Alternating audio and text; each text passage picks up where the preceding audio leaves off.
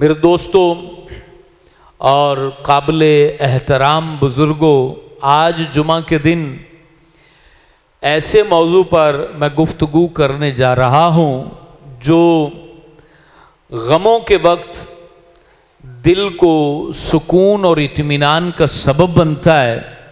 और ये गुफ्तगू हर शख्स के लिए रहमत और नूरे इलाही पाने का ज़रिया होगी। मेरी मुराद आज शुक्र के बारे में जो तालीमात हमारे इस्लाम ने दी हैं, हुज़ूर पाक जाने रहमत सल्लल्लाहु अलैहि वसल्लम ने जो समझाया बताया और कुरान मजीद इस हवाले से जो हमें तालीम इरशाद फरमाता है, वो आपके सामने ज़िक्र इसलिए करना चाहता हूँ कि शुक्र के मामले में आज हम बड़ी कोताही का शिकार हैं। ये बात सच है और हकीकत है कि आज जिन हालात से हम गुज़र रहे हैं ये मुश्किल हैं और इससे आने वाला दौर और मुश्किल की तरफ बढ़ रहा है। आसानियों की तरफ हम नहीं बढ़ रहे हैं, लेकिन हर हाल में शुक्र बजा लाने की जो आदत है ये बंदे का गम कम कर देती है। वैसे तो तवज्जो से अल्लाह रब्बुल आलमीन का शुक्र अदा किया जाए तो बंदा गम से निकल आता है, लेकिन चूंकि हमारी तवज्जो उतनी ज़्यादा होती नहीं है तो फिर भी ये शुक्र बजा लाना, कम तवज्जो में भी कोई शुक्र बजा लाता है तो फिर भी ये उसको बरकत देता है। शुरू में एक बड़ा अहम जुमला है जो शुक्र की तारीफ में है, वो आप सुनिए। फरमाया कि शुक्र का मतलब माना हकीकत में ये होता है कि बंदा नेमत की तरफ तवज्जो न करे, अल्लाह की तरफ तवज्जो करे। शुक्र का असल माना ये है कि जो नेमत अल्लाह पाक ने हमें अता की है, हम उस नेमत में गुम हो के न रह जाएं, बल्कि अल्लाह रब्बुल आलमीन की तरफ हमारी तवज्जो जिसने वो नेमत हमें अता फरमाई है। अब वो तवज्जो हकीकत में शुक्र है। शुक्र सिर्फ ये नहीं है कि आपने कह दिया कि अल्हम्दुलिल्लाह, या ये कह दिया कि अल्लाह पाक तेरा शुक्र है चलते चलते। सिर्फ यही शुक्र नहीं है, बल्कि अपनी तवज्जो अल्लाह की तरफ करना और पाक परवरदिगार को ही हकीकत में उस नेमत मिलने की वजह और सबब करार देना। अब हमारे यहां पता है क्या है, टांग टूट जाए तो कहते हैं की करिए जी, तकदीर लिखा अल्लाह तोड़ दी थी। जब कुछ मिल जाए तो कहते हैं जी बड़ी मेहनत की है, अकल से काम लिया है, बड़ा कमाल है मेरे अंदर। यानी सारे कमाल वो हमारी तरफ से हैं और टांगे तोड़ना वो अल्लाह की तरफ से है। अजीब अजीब यानी हमारा कॉन्सेप्ट, ये हकीकत हर जगह है। धी अगर पैदा हो गई, बेटी पैदा हो गई, बस की करिए जी भौरी नो ले आंदी है तो धी आ गई। अच्छा पुत्र आ गया, इलाज बड़ा जबरदस्त कराया, फुलाने पीर को तवीत ले आंदा है तो पुत्र आ गया, उनकी पुछ चू आया तो अल्लाह किते चला गया।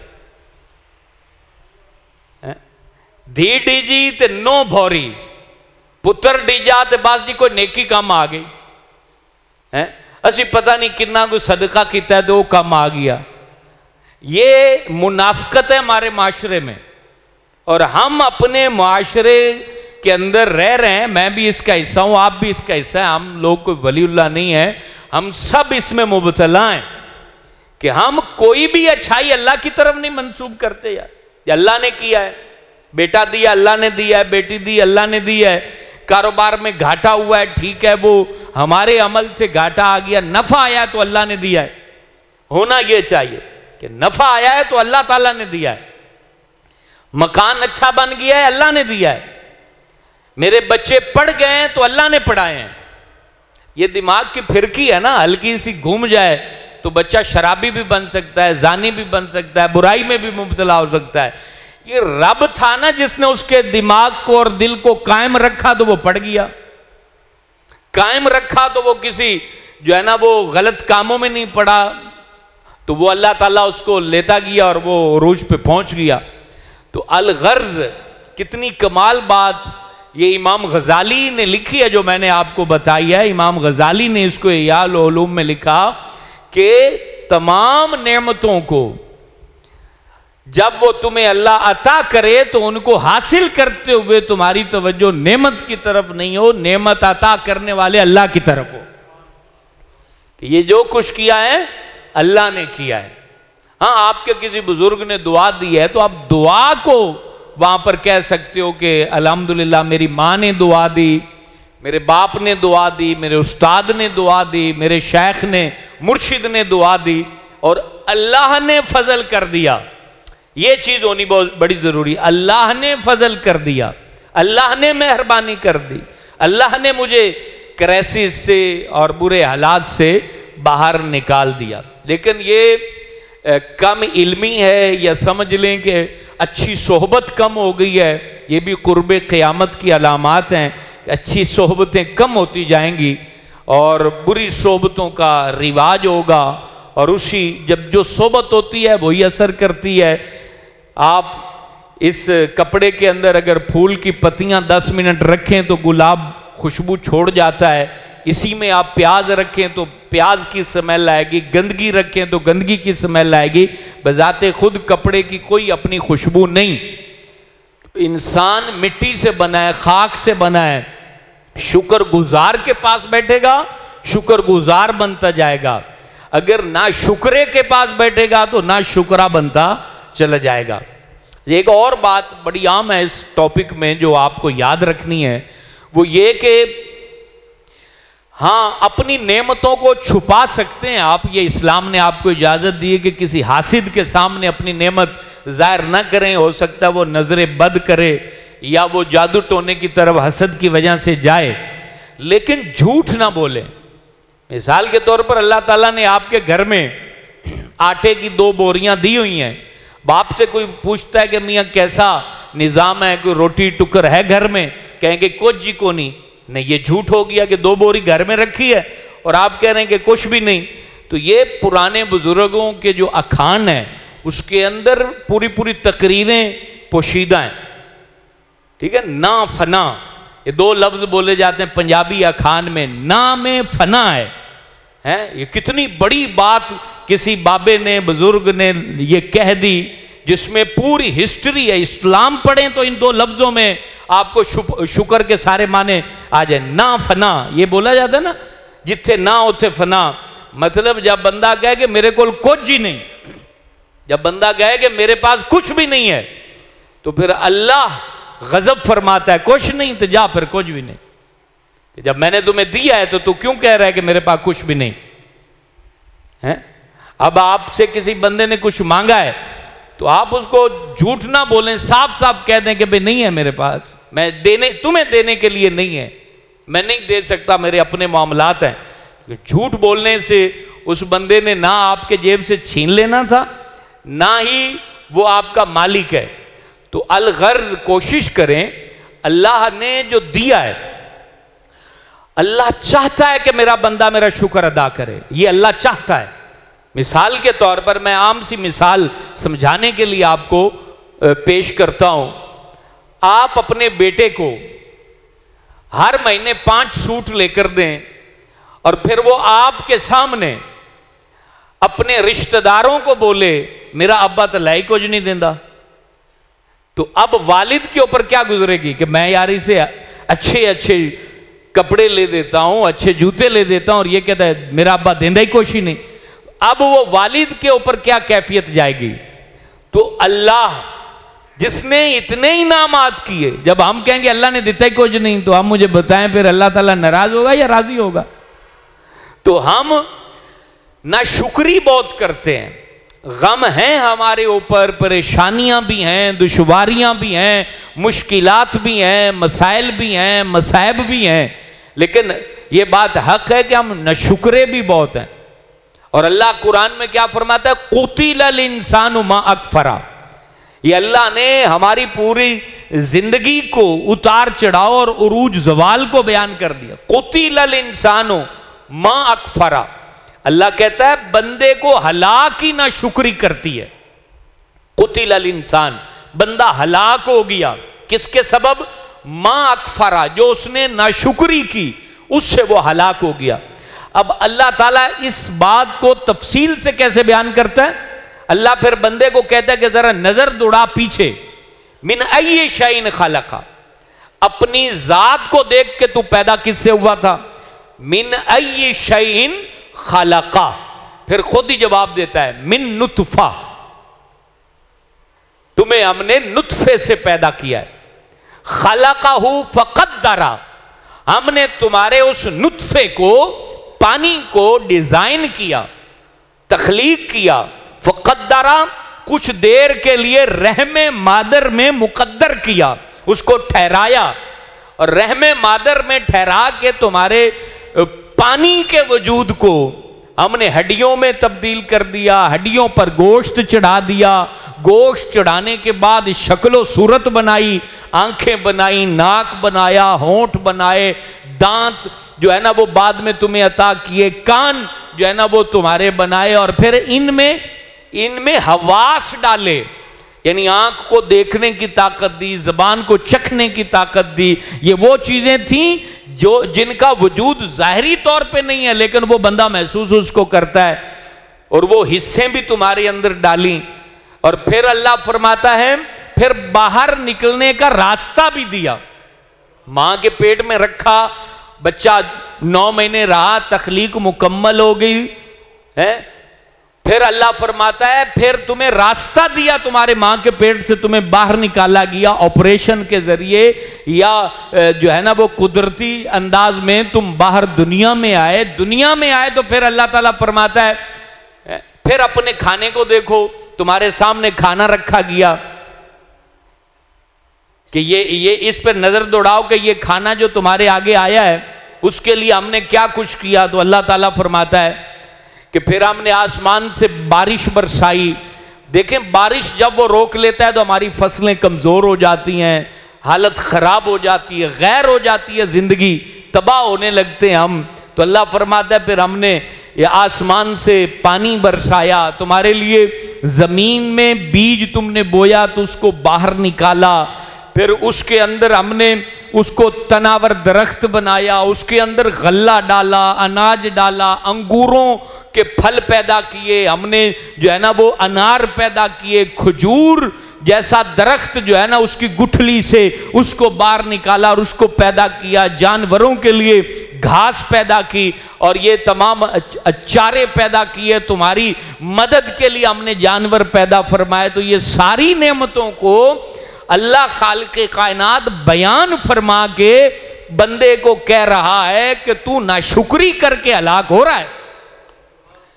सब कुछ मेरा खा के, मेरी नेमतों को इस्तेमाल करके, अपनी जात को जो है वो फिर भी मेरी शुक्रगुजारी के लिए तैयार नहीं करता। और कुर्बान जाऊं, हुजूर जाने रहमत का अंदाज देखें। एक शख्स हुजूर फख्र आलम सल्लल्लाहु अलैहि वसल्लम के सामने आया तो हुजूर अलैहिस्सलातु वस्सलाम ने पूछा, मियाँ तेरी सुबह कैसे हुई? तो वो आगे से जवाब देता है, या रसूल अल्लाह सल्लल्लाहु अलैहि वसल्लम, सेहत और आफियत के साथ मैंने सुबह की है। फिर नबी पाक ने सवाल किया कि ए बंदे बता तेरी सुबह कैसे हुई? फिर उस बंदे ने जवाब दिया कि या रसूल अल्लाह सल्लल्लाहु अलैहि वसल्लम, मैंने सेहत और आफियत के साथ सुबह की है। नबी पाक ने फिर तीसरी दफा ये कहा कि ऐ बंदे बता तेरी सुबह कैसे हुई? तो फिर उसने जवाब दिया, या रसूल अल्लाह सल्लल्लाहु अलैहि वसल्लम, मेरी सुबह रब की हम्द और शुक्र के साथ, सेहत के साथ हुई है। फिर हुजूर पाक ने फरमाया, मैं तेरी जबान से ये लफ्ज सुनना चाहता था। अल्लाह अकबर, कैसी तरबियत है। नबी करीम बार बार सवाल कर रहे हैं कि ये बंदा मेरे मुताबिक जवाब दे। फिर उसने जवाब दिया तो हुजूर पाक खुश हुए और कहा कि हाँ, तुम्हारी जुबान से ये लफ्ज अदा होने चाहिए थे कि अल्लाह की हम्द और उसके शुक्र के साथ मैंने सुबह किया है। इसलिए तो जब भी हम उठे तो हमारी जबान पर होना चाहिए अल्हम्दुलिल्लाह। जब आंख खुले तो जबान पर पहला लफ्ज जब आए, क्योंकि हम तो मर चुके थे, नींद आधी मौत है, नींद आधी मौत है। बंदा एक तरह दुनिया में नहीं होता जो सोया हुआ होता है।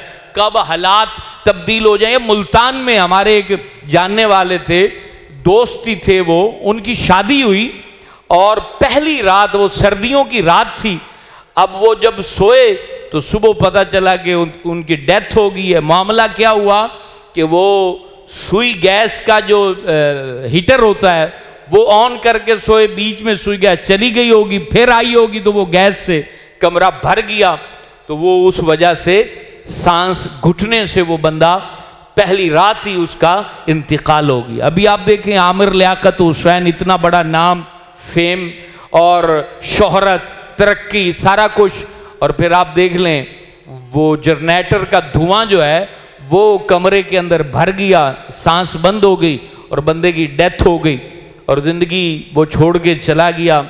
हर बंदे को एक तरह धचका लगा कि इतना बड़ा नाम और कोई ऐसा ज़ाहरी बीमारी भी नहीं। हम तो कहते हैं कि ये बीमारी लग गई मर जाएंगे। याद रखें, मौत के लिए बीमारी जरूरी नहीं है।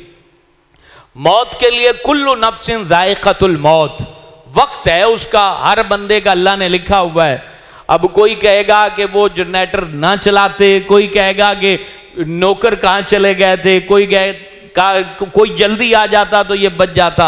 नहीं, वक्त जब जिस बंदे का आ गया उसको फिर कोई हीला, कोई हुज्जत, कोई किसी तरह की जो बात है नहीं बचा सकते। वरना एक बंदा MNA हो तो उसके लिए तो इस्लामाबाद में बेहतरीन गवर्नमेंट की तरफ से कॉलोनी बनी हुई है MNAs की, तो वो 6 दिन पहले वहीं था, वहां से ही ना जाता, लेकिन मौत उसको ले गई वहां और वहां पर जो है वो अपने वक्त पर मर गया, इंतकाल कर गया। तो ये चीजें हमें ये समझनी है कि हमने अपनी जिंदगी के अंदर अल्लाह रब्बुल आलमीन ने जो हमें अता फरमाया और जिस अंदाज से अता किया, तो हम जब भी सुबह करें, हर सुबह में हम अल्लाह का शुक्र अदा करें, हर सुबह नए शुक्र के साथ उसका आगाज करें। परवरदिगार आलम, अब ये नया वक्त, नए चंद घंटे, यानी 12 घंटे ही होते हैं जो हम प्रैक्टिस करते हैं, बाकी 10-12 घंटे सोने में गुजर जाते हैं। जो अभी तूने हमें 12 घंटे 14 घंटे दिए हैं, परवरदिगार आलम, इसमें गुनाह से भी बचाना, नुकसान से भी बचाना, हलाकत से भी बचाना और जिल्लत से भी बचाना, ये हम हर सुबह इस अंदाज से अगर करें तो अल्लाह ताला दाएं जानिब से भी हमारी मदद करे और बाएं जानिब से भी हमारी मदद करे, आगे से भी हमारी मदद हो, पीछे से भी हमारी मदद हो और हिफाजत हो 6 जहतों से। अल्लाह खालिक कायनात को जो बंदा याद रखता है, ला इन शकरतुम ला अज़ीदन्नकुम, खल्लाक़ कायनात कुरान में वादा कर चुका है, तुम मेरा शुक्र बजा लाते जाओगे, तुम एक कतरे पर शुक्र अदा करोगे तो तुम्हें कई कतरे अता किए जाएंगे, एक गिलास पर शुक्र अदा करोगे तो तुम्हारे जो है ना वो मग्गे भर दिए जाएंगे, और जब तुम थोड़े पर शुक्र करोगे कसरत अता कर दी जाएगी, कसरत में शुक्र अदा करोगे तो कसरत को बका अता कर दी जाएगी। जब जब बंदा रब्बे कायनात का शुक्र बजा लाता जाता है, अल्लाह अपनी नेमतों के दरवाजे खोलता जाता है। और ना शुक्री का जो बड़ा अंजाम है, ना शुक्री के 2 बड़े अंजाम है, ये ज़हन में रख लीजिए। ना शुक्री करने वाले की अगर अरबों रुपए भी आमदन हो जाए उसका पेट नहीं भरता। ना शुक्री करने वाला कभी इत्मीनान की नींद नहीं सोता। ना शुक्री करने वाले को नेमतें फायदा नहीं देती। ना शुक्री करने वाले के लिए मदद इलाही नाजिल नहीं होती। ना शुक्री करने वाले के लिए मखलूक मुखलिस नहीं होती। जो शुक्र बजा लाता है, रब नेमतों से फायदा भी अता करता है और रब तबारक व तआला खुद अपनी रहमत के जरिए उस बंदे की कदम कदम पर मदद फरमाता है। अब ये बंदे ने फैसला करना है कि उसने ना शुक्री करनी है या शुक्रगुजारी करनी है। अब देखें, कुरान मजीद है, हम सब जानते हैं कि कुरान का एक एक जो लफ्ज है वो वाज़े दलील है कि वो सच्चा है। और अल्लाह ताला ने सूरह बकरा के शुरू में ही फरमा दिया, अलिफ लाम मीम ज़ालिकल किताबु ला रैब फीह। अल्लाह ने कहा कि इस किताब में कोई शक नहीं है, शक की गुंजाइश ही नहीं है। इसमें जो कहा गया है वो यकीनन बिला शक व शुबा सच्चा है। जब कुरान कहता है कि कुरान की हर बात सच्ची है, कुरान में मौजूद एक एक लफ्ज सच्चा है, तो ऐ लोगों कुरान ये पैगाम देता है ला इन शकरतुम ला अज़ीदन्नकुम। अल्लाह फरमा रहा है अगर तुम हमारा शुक्र अदा करोगे, तो ताकीद के साथ जवाब दिया, हम तुम्हारी नेमतों को बढ़ा देंगे। तुम सेहत पर शुक्र अदा करोगे, सेहत बढ़ा दी जाएगी। माल में शुक्र अदा करोगे, तुम्हारा माल बढ़ा दिया जाएगा। इज्जत मिलने पर शुक्र अदा करोगे, तुम्हारी इज्जत में इजाफा कर दिया जाएगा। अल गर्ज, जिस बात में रूहानियत पर शुक्र अदा करोगे, रूहानियत में इजाफा होगा। औलाद पर शुक्र अदा करोगे, औलाद को अल्लाह नेक बना देगा। घर बार पर शुक्र अदा करोगे, रब घर बार को तरक्की और उरूज और कमाल अता करेगा। अल गर्ज, अल्लाह चाहता है ऐ लोगों मेरे खजानों में कमी नहीं है, तुम्हारे शुक्र में कमी है। तुम शुक्र करते जाओ, फिर देखना मेरे खजानों से तुम्हें कैसे नवाजियां होती जाती है। अब अल्लाह को तो कमी नहीं है। हमारे पास इस टाइम जो कुछ है वो किसने दिया है? वो किसने दिया है? तो क्या अल्लाह और नहीं दे सकता? दे सकता है ना, लेकिन हमने जो पहला माना ही नहीं है कि अल्लाह तूने दिया है, तो फिर अगला कैसे देगा? पहले तो माने कि ये दिया है, हमारी औकात से ज्यादा दिया है, हमारी हैसियत से ज्यादा दिया है, हमारी पावर से ज्यादा दिया है। कोई भी बंदा किसी भी सतह पर हो, वो अगर गौर करे, वो अगर तवज्जो से देखे, वो अपनी फिक्र को दौड़ाए अपने माजी पर, जो माजी अल्लाह कुरान में बयान कर रहा है कि तुम तो पानी का कतरा थे, ये इंसान का माजी है। और फिर हम आज से चंद साल पहले तक देखें तो हम लोगों के पास मोटरसाइकिल भी मुश्किल से थी। अगर हम देखें तो अच्छे अच्छे लिबास हमारा ख्वाब ख्याल थे। अगर हम सोचें तो अच्छे अच्छे खानों तक पहुंच हमारी न थी। अगर हम सोचें तो जो लग्जरी जिंदगी, जो बेडरूम में रखे हुए फर्नीचर, जो हमारे किचन में पड़ी हुई नेमतें, अच्छे अच्छे बर्तन, हमारी मोबाइलों में, हमारे जेबों में मौजूद मोबाइल फोन और मार्केटों में पड़ी हुई मुख्तलिफ नेमतें, इनका तसव्वुर भी बंदा न कर सकता था। अल्लाह ने वो सारा कुछ अता कर दिया। ऐ बंदा खुदा, क्या अल्लाह मजीद अता नहीं कर सकता?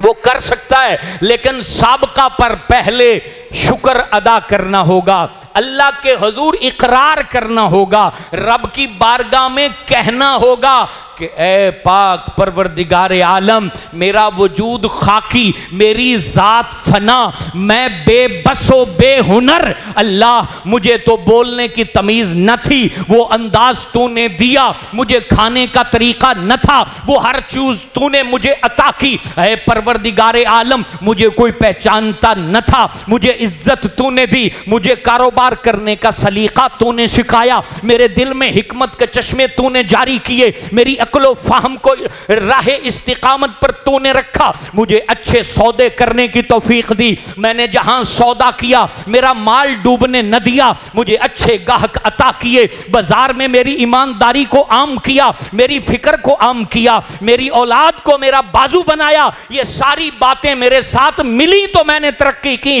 ऐ अल्लाह, जो कुछ भी मिला है, अल गर्ज, वो अलीफ से ये तक, वो जीरो से करोड़ तक, ऐ अल्लाह, वो सिर्फ और सिर्फ तेरे कर्म से मुझे अता किया गया है। ये इकरार बहुत जरूरी है, ये बहुत जरूरी है इकरार। एक मौलवी को भी इकरार करना होगा कि पाक परवरदिगार, मुझे तो लफ्जों का न पता था, मुझे तो अलिफ का न पता था, मुझे बा का न पता था, मुझे कायदा पढ़ना न आता था, कुरान का इल्म तो बहुत दूर था। मालिक, ये तमाम उलूम तूने मुझे अता किया और बोलने का तरीका दिया, मैं भी शुक्र अदा करूं। कारोबारी बंदा भी शुक्र अदा करे, डॉक्टर भी शुक्र अदा करे, हर इलाके का वडेरा भी शुक्र अदा करे। खुदा की कसम, जब मजदूर से लेकर अमीर तक, फकीर से लेकर शहनशाह तक, हर बंदा अल्लाह के हुजूर सजदा रेज होकर यह कहेगा कि मालिक, हम खाक थे, खाक से उसको अर्श तक पहुंचाना वो तेरा काम था। मालिक, मैं कुछ न था, जो कुछ दिया वो तूने दिया। तो खुदा की कसम, अल्लाह की रहमतें हमारे ऊपर खोल दी जाएंगी। हम फंसे ही तब के हमने रब को छोड़ दिया। हमने गमों को अल्लाह से मंसूब किया, हमने दुखों को अल्लाह से मंसूब किया, हमने हड्डियों के टूटने को अल्लाह से मंसूब किया, उजड़ने को अल्लाह से मंसूब किया, कारोबार नहीं चल रहा तो अल्लाह से मंसूब किया, और हमने अपनी खुशहाली को अपनी तरफ मंसूब किया, हमने अपनी खुशहाली को अपनी तरफ मंसूब किया, हमने अपनी खुशहाली को अपने बापों की तरफ मंसूब किया, हमने अपनी खुशहाली को अपने पीरों की तरफ मंसूब किया, अल्लाह को भुला दिया। खुदा की कसम, अल्लाह को ना भूलते तो अल्लाह तो अर्श को बनाने वाला है, हमारे छोटे छोटे काम वो कितने चमका देता हम सोच भी नहीं सकते। तो अल्लाह रब्बुल आलमीन ये चाहता है। फिर शाकिर और शकूर, ये दो माने, दो लफ्ज कुरान में शुक्र के माने में आते हैं। शाकिर कौन है और शकूर कौन है, ये भी सुन लीजिए। शाकिर कहते हैं उस बंदे को जो नेमत मिलने पर शुक्र अदा करे, और शकूर उस बंदे को कहते हैं जो ना मिलने पर शुक्र अदा करे। अल्लाह अकबर। यानी शकूर उसको कहते हैं वो अल्लाह का शुक्र इस बाब में भी अदा कर रहा है कि उसको कुछ नहीं मिल रहा, वो फिर भी अल्लाह का शुक्र अदा कर रहा है। जैसे हजरत इमाम ज़ैनुल आबिदीन ने किसी बंदे से पूछा कि शुक्र और सब्र के क्या माने हैं, तो इमाम पाक ने कहा कि उस बंदे ने कहा कि शुक्र के माना नेमत मिले तो अल्लाह का शुक्र अदा करना, सब्र यह है कि ना मिले तकलीफ आ जाए तो उस पर नाशुक्री के लफ्ज ना बोलना। तो हज़रत इमाम ज़ैनुल आबिदीन से फिर वो पूछता है कि हुजूर आप बताइए कि आपके नज़दीक शुक्र के क्या माने हैं। तो फरमाने लगे हमारे नज़दीक शुक्र के ये माने हैं मुसीबत पहुंचे तो अल्लाह का शुक्र अदा करना। जे सोना मेरे दुख विच राजी, सुख नू मैं चुल्ले पावा। वही बात आपने कहा कि हम शुक्र अदा करते हैं जब हमें मुसीबत पहुंचती है। वो तो बहुत आला लोग थे और अल्लाह ने उनको बड़ा मकाम दिया था, रब को पहचानने वाले, अल्लाह को जानने वाले थे। तो हमारी ज़ात शुक्र ही अदा कर ले तो ये बड़ी बात है। कहा कि जो बंदा सुबह होती है और वो शुक्र अदा करता है, किस पर? पानी पीने पर, रोटी खाने पर और कपड़ा पहनने पर ही शुक्र अदा करे, तो कहा अल्लाह ताला उसे रोजादार से ज्यादा पसंद फरमाता है। उसने शुक्र अदा किया कि या अल्लाह तूने मुझे रोटी दे दी, पानी दे दिया, अचार से ही खाना दे दिया, दिया तो सही ना। तो वो अल्लाह ताला उसे रोजादार जो नफली रोजे रख रहा होता है उससे भी ज्यादा पसंद फरमाता है। शुक्र गुजारी का बाब इतना बुलंद बाब है। एक और बड़ी प्यारी बात हदीस में आई जो हुजूर पाक ने हमें समझाई, वो आप जरा सुनिए। फरमाया अल्लाह ताला उस बंदे को बड़ा पसंद करता है। कौन सा बंदा? कहा कि जो दीनदारी में अपने से ऊपर वाले को देखे, दीनदारी में अपने से ऊपर वाले को देखे और दुनियादारी में अपने से नीचे वाले को देखे, कि अल्लाह उसे पसंद करता है। यानी एक बंदा तहज्जुद भी पढ़ रहा है और ये 5 नमाजें पढ़ रहा है तो ये उससे मुतासिर हो कि यार ये तहज्जुद पढ़ रहा है, मैं क्यों नहीं पढ़ता। एक बंदा मस्जिद में 10 मिनट पहले जाता है तो ये उसको देखे कि यार ये पहले चला जाता है तो मैं क्यों नहीं जाता। दीनदारी में वो आगे बढ़े, तरक्की करे। जैसे हजरत अबू बकर सिद्दीक घर का सारा सामान लेके आ गए तो हजरत उमर ने सोचा कि आज तो मैं सिद्दीक अकबर को आगे नहीं निकलने दूंगा, तो वो गज़वा तबूक के मौका पर घर का आधा सामान लेके आ गए कि आज तो मिथु आगे नहीं निकल सकते। और आगे गए तो फिर सिद्दीक का मुकाबला कौन कर सकता है। वहां पूछा, हजरत उमर से पूछा नबी पाक ने कितना माल लाए हो। क्वांटिटी में वो ज्यादा था हजरत उमर का, वो मिकदार में ज्यादा था लेकिन घर का आधा था। कहा कि हुजूर, क्योंकि अगर वो मिकदार में कम होता तो नबी पाक पूछते ही ना। कहा कि उमर कितना लाए हो, तो कहा कि हुजूर घर का आधा लेके आया हूं, आधा बीवी बच्चों के लिए रख के आया हूं। फिर जो ढेरी लगी थी सिद्दीक अकबर की, तो नबी पाक पूछते हैं मेरे सिद्दीक तू कितना लाया है। अर्ज करते हैं हुजूर घर में अल्लाह रसूल को छोड़ा है, कुछ भी नहीं छोड़ा। मैं तो बटन भी ला के ले आया, यानी बटन भी उतार दिए थे कमीज के, और मैं सारा कुछ आपकी खिदमत में लेके आ गया हूं। तो वो दीनदारी में आगे बढ़ते थे। और दुनियादारी में हुजूर पाक फरमा रहे हैं अपने से नीचे वाले को देखो, कि एक शख्स अगर गाड़ी है उसके पास तो वो उस कंपनी की बड़ी गाड़ी को देख के परेशान घूम रहा है, और ये नहीं देख रहा कि कईयों के पास मोटरसाइकिल भी नहीं है। मोटरसाइकिल वाला गाड़ी की तमन्ना में कुड़ रहा है, और ये नहीं देख रहा कि कईयों के पास साइकिल भी नहीं है। और साइकिल का तो रिवाज ही खत्म हो गया। अब शायद बन जाए, अगर 20-30 रुपए और पेट्रोल चला गया, एक एक रख भी लें आप। वैसे ये मेरा मशवरा है, जो 10-15 किलोमीटर सफर तो आप उस पर कर सकते हैं ना। हम भी तो नवाब बन गए, यानी हम कमाते 1000 रुपए हैं और खर्च करते 1200 हैं। 200 का बैलेंस हमने डलवाना ही डलवाना है। और हमारे जो बच्चे हैं वो इतने नवाब हो गए हैं कि उन्होंने, अब्बे ने मोटरसाइकिल रोकी और वो लेके चले जाते हैं। कहाँ जा रहे हैं जी? बेली से मिलने जा रहे हैं। मैं जी वहां पर जाके तैयारी करता हूं, वहां सिगरेटें पीते हैं ये। घर में अब्बे के सामने पढ़ते हुए क्या वो किताब भूल जाएगी? ये नौजवान जो हैं वो सुन लें, ये माँ बाप से जब गायब होते हैं तो ये आपको झूठ बोल के जाते हैं 90%। हो सकता है कि बच्चों को बुरा लगे, लेकिन ये हकीकत है। घर में नहीं पढ़ते, अपनी बैठक में नहीं पढ़ते, हर चीज मोबाइल पे फिल्में देखते हो तो मोबाइल में लिटरेचर निकाल लो, केमिस्ट्री का, बायोलॉजी का, मैथ का, हर चीज। मैंने क्योंकि वो ये ऑक्सफोर्ड का तो निसाब नहीं पढ़ा हुआ, मैं अपने बच्चों को पढ़ाना हो तो वो सबक मैथ का मुझे ना आए तो मैं उसको यूट्यूब पे सीख के उनको पढ़ा देता हूं। तो ये जो फिल्में देखते हैं हमारे बच्चे, ये उस पर लिटरेचर पढ़ें, मुताला किया करें। लेकिन क्या जी, अब्बा मोटरसाइकिल दे, मैं वो चक बेदी जाना है, मेरा बेली रहता है तो उसे मैं पढ़न जाना है। तो ये क्या पढ़ते हैं आपको पता है? गौर किया है कि ये पढ़ते क्या है? तो ये चीजें हम अपने खर्चे को मेंटेन करें। हम सिर्फ ये रोना रोते रहेंगे इतनी महंगाई होगी, कुछ खर्चे भी तो कम करें और कुछ कमाने की तरफ तवज्जो दें। अब घर के अंदर 5 हैं तो 3 तो फारिग है ना, उन्होंने तो कमाना ही नहीं है। और एक अब्बे को लगाया हुआ है, वो कर्जा लेके आए, जहां से भी पैसा लाए वो अब्बे की जिम्मेदारी है। तो मेरा मकसद कहने का ये है कि हम शुक्रगुजार बंदे बने और हम कमाई धंधे पर भी तवज्जो दें, घर में छोटी छोटी चीजें बनाने की तरफ तवज्जो दें। हम छोटी छोटी घर में दुकानें बना लें, प्रोडक्ट बनाने की तरफ तवज्जो दें। चंगेर चाबियां बनाना औरतें शुरू कर दें, उनको बेचना शुरू कर दें। इस तरीके से ये छोटे जो होते हैं ना, ये वाशरूम में जो यूज होते हैं, ब्रश यूज होते हैं, इनकी छोटी सी मशीन आती है, लौर से वो डंडियां लाएं, उसका वो सामान लाएं और घर में ब्रश 100-200 ब्रश बना के दुकानों पर बेच दें।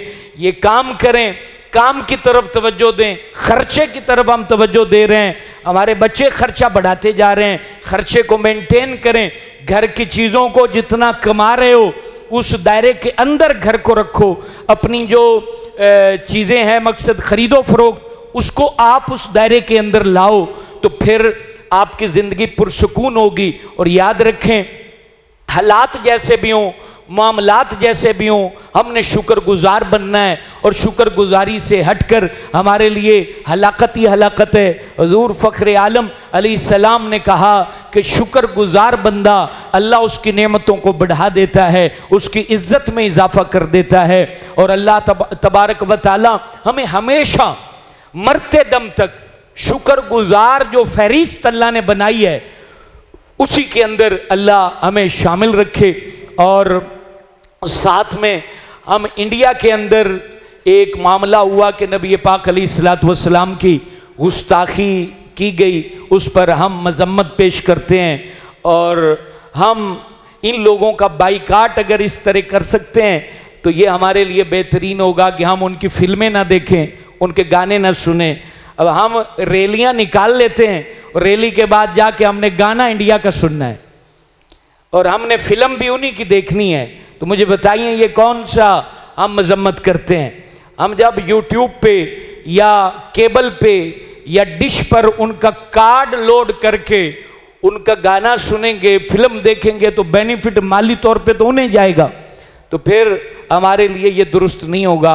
हम उस कल्चर को और उस चीज़ को यकीनन हमें बाइकाट करना चाहिए कि उन्होंने हुजूर जान रहमत सल्लल्लाहु अलैहि वसल्लम की शान में गुस्ताखी की। अलबत्ता हम चूंकि मस्जिद सिद्दीक़ अकबर किसी तरीके से भी किसी रैली या एहतजाज का हिस्सा नहीं बनती, हमारा काम सिर्फ मिंबर की हद तक है और मस्जिद की हद तक है। हर दौरे हुकूमत में किसी तरीके से भी मस्जिद सिद्दीक़ अकबर किसी भी एहतजाज और किसी रैली का हिस्सा न पहले थी ना होगी। हाँ, अलबत्ता मुस्लिम उम्मा का जो दिल दुखा है वो यकीनन उसमें हम सब भी शामिल है। हाँ, कोई भी शख्स या अवाम अपने तौर पर एहतजाज करती है, रैली करती है, उसको ना हम मना करते हैं ना हम उनको इस बात पर उभारते हैं। हमारा मकसद सिर्फ मस्जिद के माहौल को बेहतर करना और मस्जिद के लिए अपनी तमाम तर कोशिशों, काविशों और एनर्जी एनर्जी को सर्व करना है और इसके लिए इंशाअल्लाह ताला हम कोशिश करते रहेंगे। और अल्हम्दुलिल्लाह ताला पिछले जुमे अनाउंसमेंट की गई थी कि मालियाती बोर्ड का इनेकाद किया जा रहा है, तो इस जुमे भी अनाउंसमेंट भी कर रहे हैं और हमने इसका फ्लैक्स भी लगा दिया है।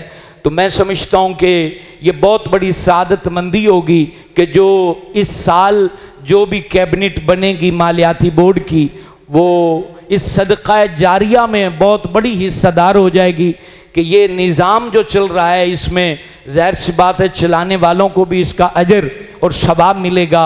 सैकड़ों लोग जहाँ सजदा करके सुबहान रब्बियल आला पढ़ते हों तो उसका अजर पूरे निज़ाम चलाने वालों को भी मिलेगा। तो उसके लिए नाम दर्ज किए जा रहे हैं।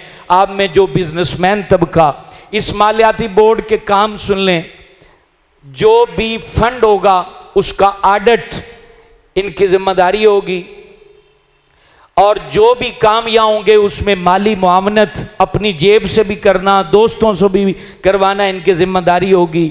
और ये जितना निज़ाम यहाँ चल रहा है उसको भी इंशाअल्लाह ताला माली लिहाज से कोई दुश्वारी ना आए इसको देखेंगे और इंशाअल्लाह ताला ये जो लोग भी इसमें आएंगे वो इसका अजर दुनिया में भी पाएंगे, आखिरत में भी पाएंगे। तो आप, क्योंकि ये बोर्ड बनाना क्यों ज़रूरी है वो भी आप सुन लें। हम एक इदारे की शक्ल में इस मस्जिद को लेके चलना चाहते हैं और इसको अवामी प्रॉपर्टी शो करना चाहते हैं और अवाम ही इसकी बेनिफिशर हो, ये चीज़ हम इसको नाफिज करना चाहते हैं। आगे चल के हम चाहते हैं कि यहाँ की जो तरावी है उसको मीडिया कवरेज दी जाए, उसको दुनिया भर में दिखाया जाए और इमाम काबा की शक्ल में जो है ना यहाँ से कुरान दुनिया भर तक पहुँचाया जाए। यहाँ के इमाम को बेनिफिट मिले, यहाँ के नमाजियों को रूहानियत मिले, इस तरीके की फ़िक्र। फिर यहाँ जो मदरसा चले उसमें पढ़ाने वाली असातिज़ा वो माहिर उलूम, अपने उलूम में वो माहिर ख़वातीन हो जो यहाँ बच्चियों को तालीम दें, बल्कि आगे चल के हमारी जो ग्रेजुएशन की हुई बच्चियाँ हैं वो CSS भी कर सकें और अच्छी तालीम भी हासिल कर सकें, उनको सिलाई कढ़ाई और ये चीज़ें भी सिखाई जाएं। और ये ज़ाहिर सी बात है पैसे से चलेगा और उसके लिए एक पूरे बोर्ड का होना ज़रूरी है। नस्लों की बका के लिए, आखिरत की बेहतरी के लिए अपने आप को ज़रूर पेश करें। जो साहिब सरवत हैं, जो बिजनेसमैन हैं, अच्छी कमाई कर रहे हैं, वो इस बोर्ड का हिस्सा ज़रूर बने। अल्लाह से दुआ है अल्लाह ताला मस्जिद सिद्दीक़ अकबर और दारुल उलूम सैयदा फ़ातिमा को दुनिया आखिरत में खूब तरक्कियाँ दे और इसके तमाम वबस्तगान को अल्लाह पुरसुकून, पुरनूर और पुरित्मीनान रखे। आमीन। अगर गौर करे, वो अगर तवज्जो से देखे, वो अपनी फिक्र को दौड़ाए अपने माजी पर, जो माजी अल्लाह कुरान में बयान कर रहा है कि तुम तो पानी का कतरा थे, ये इंसान का माजी है और फिर हम आज से चंद साल पहले तक देखें तो हम लोगों के पास मोटरसाइकिल भी मुश्किल से थी। अगर हम देखें तो अच्छे अच्छे लिबास हमारा ख्वाब ख्याल थे। अगर हम सोचें तो अच्छे अच्छे खानों तक पहुंच हमारी न थी। अगर हम सोचें तो जो लग्जरी जिंदगी, जो बेडरूम में रखे हुए फर्नीचर, जो हमारे किचन में पड़ी हुई नेमतें, अच्छे अच्छे बर्तन, हमारी मोबाइलों में, हमारे जेबों में मौजूद मोबाइल फोन और मार्केटों में पड़ी हुई मुख्तलिफ नेमतें, इनका तसव्वुर भी बंदा न कर सकता था। अल्लाह ने वो सारा कुछ अता कर दिया। ऐ बंदा खुदा, क्या अल्लाह मजीद अता नहीं कर सकता? वो कर सकता है, लेकिन साबका पर पहले शुक्र अदा करना होगा, अल्लाह के हुजूर इकरार करना होगा, रब की बारगाह में कहना होगा कि ए पाक परवरदिगार आलम, मेरा वजूद खाकी, मेरी जात फना, मैं बेबसो बेहुनर, अल्लाह मुझे तो बोलने की तमीज न थी, वो अंदाज तूने दिया, मुझे खाने का तरीका न था, वो हर चीज तूने मुझे अता की। ए परवरदिगार आलम, मुझे कोई पहचानता न था, मुझे इज्जत तूने दी, मुझे कारोबार करने का सलीका तूने सिखाया, मेरे दिल में हिकमत के चश्मे तूने जारी किए, मेरी अक्लो फाहम को राहे इस्तिकामत पर तूने रखा, मुझे अच्छे सौदे करने की तौफीक दी। मैंने जहां सौदा किया मेरा माल डूबने न दिया, मुझे अच्छे गाहक अता किए, बाजार में मेरी ईमानदारी को आम किया, मेरी फिक्र को आम किया, मेरी औलाद को मेरा बाजू बनाया। ये सारी बातें मेरे साथ मिली तो मैंने तरक्की की। ऐ अल्लाह, जो कुछ भी मिला है, अल गर्ज, वो अलिफ से ये तक, वो जीरो से करोड़ तक, ऐ अल्लाह वो सिर्फ और सिर्फ तेरे कर्म से मुझे अता किया गया है। ये इकरार बहुत जरूरी है, ये बहुत जरूरी है इकरार। एक मौलवी को भी इकरार करना होगा कि पाक परवरदिगार, मुझे तो लफ्जों का न पता था, मुझे तो अलिफ का न पता था, मुझे बा का न पता था, मुझे कायदा पढ़ना न आता था, कुरान का इल्म तो बहुत दूर था। मालिक, ये तमाम उलूम तूने मुझे अता किया और बोलने का तरीका दिया, मैं भी शुक्र अदा करूं, कारोबारी बंदा भी शुक्र अदा करे, डॉक्टर भी शुक्र अदा करे, हर इलाके का वडेरा भी शुक्र अदा करे। खुदा की कसम, जब मजदूर से लेकर अमीर तक, फकीर से लेकर शहंशाह तक, हर बंदा अल्लाह के हुजूर सजदा रेज होकर यह कहेगा कि मालिक, हम खाक थे, खाक से उसको अर्श तक पहुंचाना वो तेरा काम था, मालिक मैं कुछ न था, जो कुछ दिया वो तूने दिया, तो खुदा की कसम अल्लाह की रहमतें हमारे ऊपर खोल दी जाएंगी। हम फंसे ही तब के हमने रब को छोड़ दिया, हमने गमों को अल्लाह से मंसूब किया, हमने दुखों को अल्लाह से मंसूब किया, हमने हड्डियों के टूटने को अल्लाह से मंसूब किया, उजड़ने को अल्लाह से मंसूब किया, कारोबार नहीं चल रहा तो अल्लाह से मंसूब किया, और हमने अपनी खुशहाली को अपनी तरफ मंसूब किया, हमने अपनी खुशहाली को अपनी तरफ मंसूब किया, हमने अपनी खुशहाली को अपने बापों की तरफ मंसूब किया, हमने अपनी खुशहाली को अपने पीरों की तरफ मंसूब किया, अल्लाह को भुला दिया। खुदा की कसम, अल्लाह को ना भूलते तो अल्लाह तो अर्श को बनाने वाला है, हमारे छोटे छोटे काम वो कितने चमका देता हम सोच भी नहीं सकते।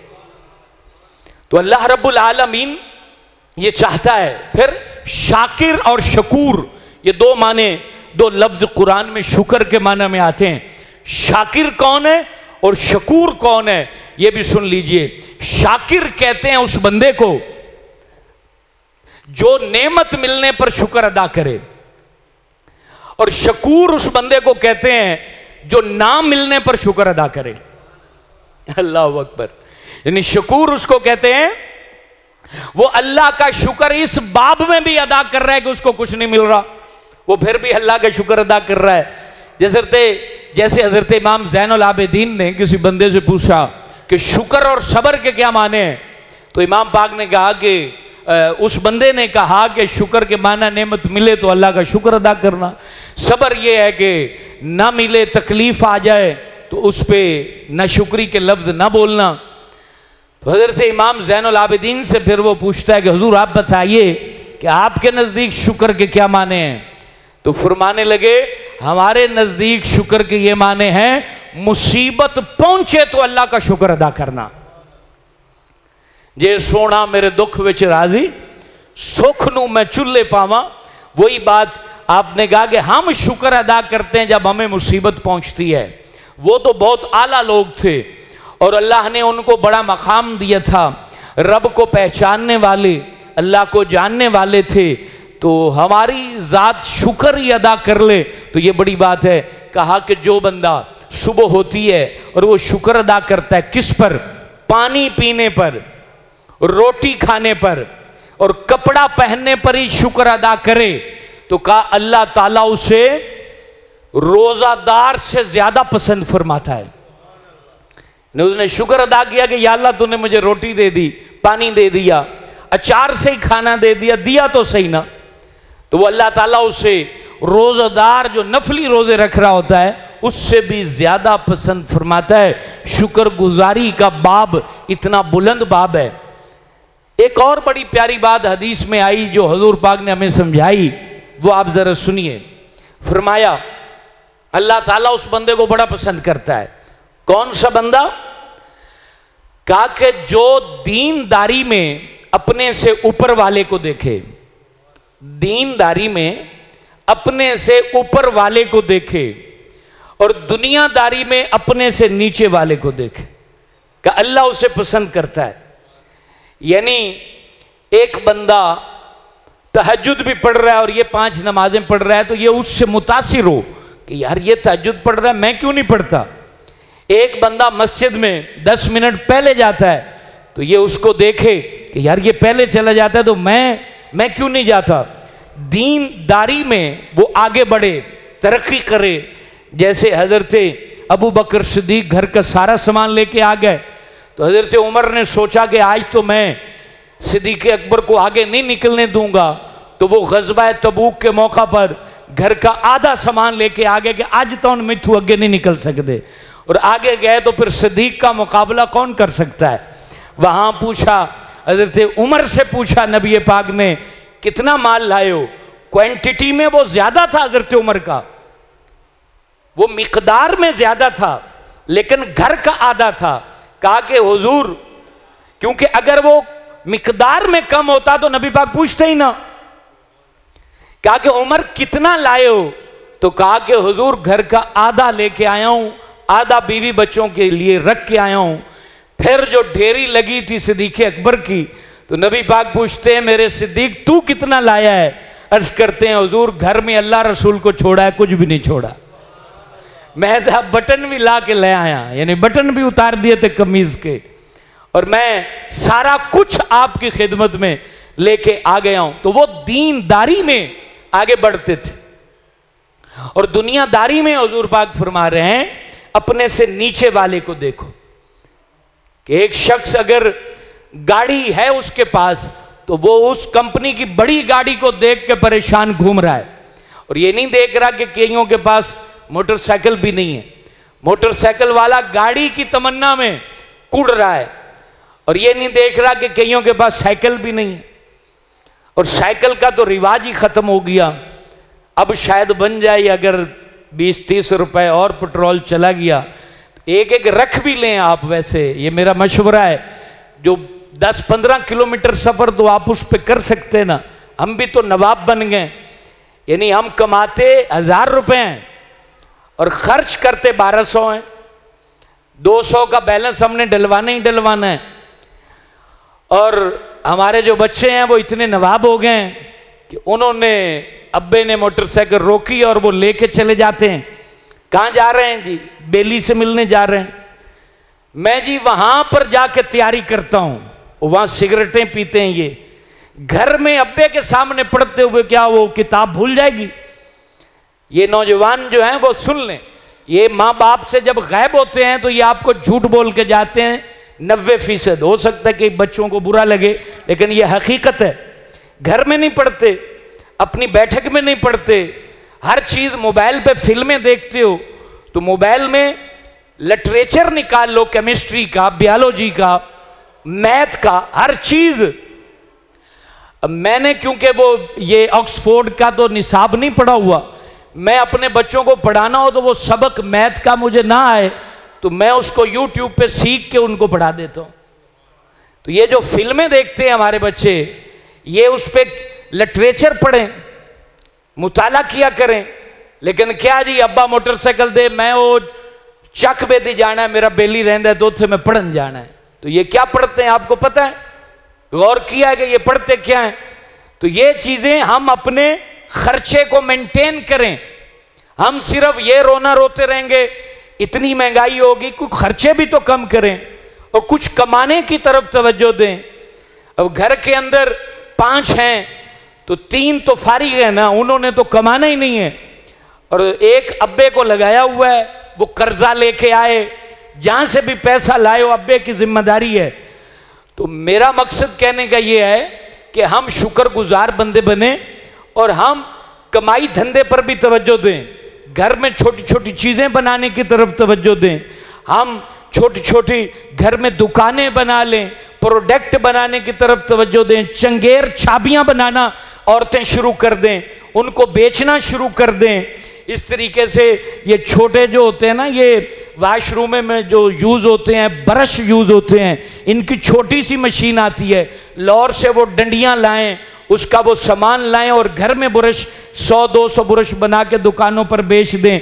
ये काम करें, काम की तरफ तवज्जो दें। खर्चे की तरफ हम तवज्जो दे रहे हैं, हमारे बच्चे खर्चा बढ़ाते जा रहे हैं, खर्चे को मेंटेन करें। घर की चीज़ों को जितना कमा रहे हो उस दायरे के अंदर घर को रखो।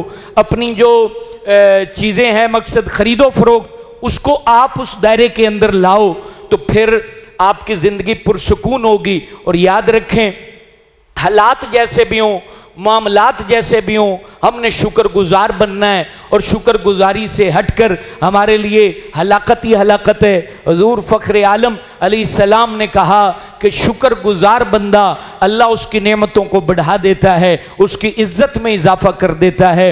और अल्लाह तबारक व तआला हमें हमेशा मरते दम तक शुक्रगुजार जो फहरिस्त अल्लाह ने बनाई है उसी के अंदर अल्लाह हमें शामिल रखे। और साथ में हम इंडिया के अंदर एक मामला हुआ कि नबी पाक अलैहिस्सलातु वस्सलाम की गुस्ताखी की गई, उस पर हम मजम्मत पेश करते हैं। और हम इन लोगों का बाइकाट अगर इस तरह कर सकते हैं तो ये हमारे लिए बेहतरीन होगा कि हम उनकी फिल्में ना देखें, उनके गाने ना सुने।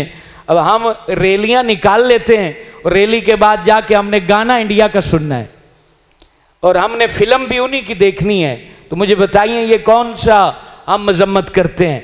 हम जब यूट्यूब पे या केबल पे या डिश पर उनका कार्ड लोड करके उनका गाना सुनेंगे, फिल्म देखेंगे, तो बेनिफिट माली तौर पे तो उन्हें जाएगा, तो फिर हमारे लिए ये दुरुस्त नहीं होगा।